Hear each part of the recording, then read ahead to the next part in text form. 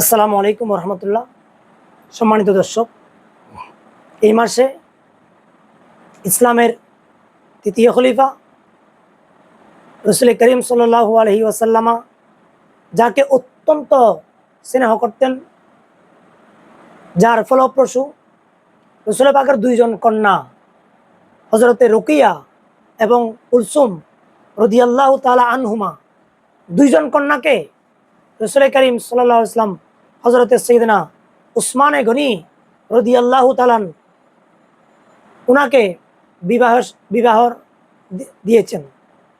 উনি এমন একজন ব্যক্তি ছিলেন যে সময় মদিনা শরীফের মধ্যে মানুষ পানি পান করার জন্য পানি পাচ্ছিল না, তখন হজরতে উসমান রাদিয়াল্লাহু তাআলা রসুল পাকের প্রেমে, রসুল পাকের কথা মান্য করে, কূপ খনন করে চওড়া দামে ইহুদির কাছ থেকে ক্রয় করে সমস্ত মানব জাহানের জন্য যিনি ওয়াকফ করে দিয়েছেন, তিনি উসমান রাদিয়াল্লাহু তাআলা, যার সম্পর্কে রাসূল করিম সাল্লাল্লাহু আলাইহি ওয়াসাল্লাম বলেছেন যে আমার দুজন কন্যার সন্তান কেন, আমার যদি আরো কন্যার সন্তান থাকতো আমি উসমানকে বিবাহ দিতাম। এবং উসমান রাদিয়াল্লাহু তাআলা হায়া, লজ্জাশীলতা, ফেরেশতা পর্যন্ত ওনাকে লজ্জা করত।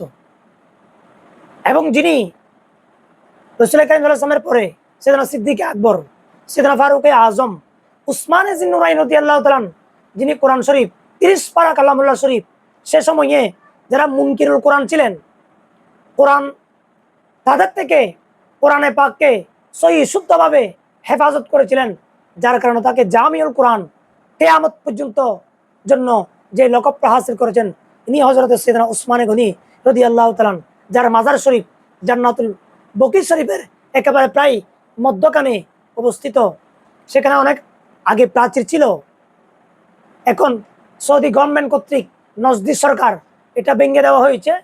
এখনো ওনার মাজার শরীফ জান্নাতুল বকি শরীফের মধ্যখানে আছে। আল্লাহ সুবহানাহু ওয়া তাআলা সাইয়েদনা উসমানে জিন্নুরাইন রাদিয়াল্লাহু তাআলা আনহুর ফিউজাত বারাকাত আল্লাহ আমাদেরকে দান করুক, ওনাদের আদর্শে আমাদেরকে আদর্শবান হওয়ার আল্লাহ তৌফিক এনায়েত করুক। আমিন। আসসালামু আলাইকুম ওয়া রাহমাতুল্লাহ।